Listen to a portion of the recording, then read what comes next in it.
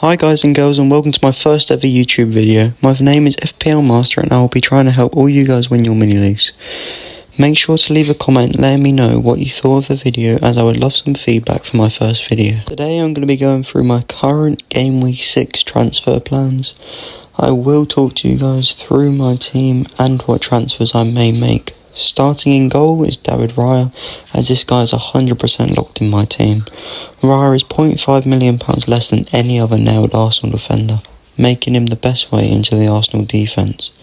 All stats say Arsenal are the best defence in the league, and from Game Week 6 onwards have a very good fixture swing. Starting in Game Week 6 with Leicester at home, Raya is a fixture-proof player, and we saw that when Arsenal kept a clean sheet away to Spurs. My first defender is Andy Robertson, who is also locked in my team. Liverpool have kept 4 clean sheets in 5 games, and Robertson always offers attacking threat down the left-hand side, even under Arne Slot. Also, Robertson is £1 million less than Trent, meaning we can improve the midfield and attack with that extra £1 million. Next to Robertson is Lucas Digne from Aston Villa, who has played a key part in Villa's good start to this season. Digne is very attacking down the left-hand side, with Unai Emery giving him licence to go forward. Villa have showed good signs at the start of this season they can continue their good form from last year. The only risk with Lucas Digne is, with Champions League football now starting, he may be a slight rotation risk with Ian Maatsen, but I don't think this would be the right week to sell him with Ipswich in Game Week 6. My last starting defender is Anthony Robinson.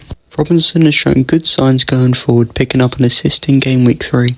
However, I do worry about Fulham's lack of clean sheets. I do think I'll keep Robinson for Game Week 6 with a decent fixture and potential for an attacking return. We know Robinson is nailed to start at left back for Fulham, as he has played the majority of minutes this season.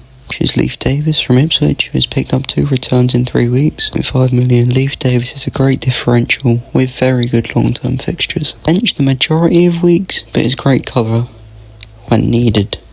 With Aston Villa at home this week, he'll be on the bench, ready to come on if anyone in my starting 11 does not play. So I have a £4 million defender as my last sub in Mosquera from Wolves. However, it seems he has picked up a nasty injury and may be out for a few weeks. But I do think I'll keep him as my last sub, because I don't think it's worth wasting a transfer on someone who is just going to sit as my last sub every week. In midfield, I have the FPL GOAT Mo Salah, who is the joint highest point scorer in FPL so far this season. He has returned in 4 out of 5 games and scored 10 plus points in his first 3 games. I no longer think you can cover Salah with Luis Diaz and see Mo Salah as a must-have now in FPL. My second premium midfielder is Cole Palmer.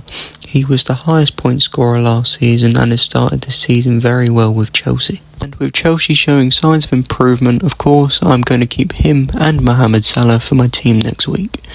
My next midfielder is Yankuba Minta, who I'm 99% sure I'm going to sell this week. After being benched versus Nottingham Forest, I think it is time to sell him, especially with his fixtures taking a bad swing from Game Week 6 onwards.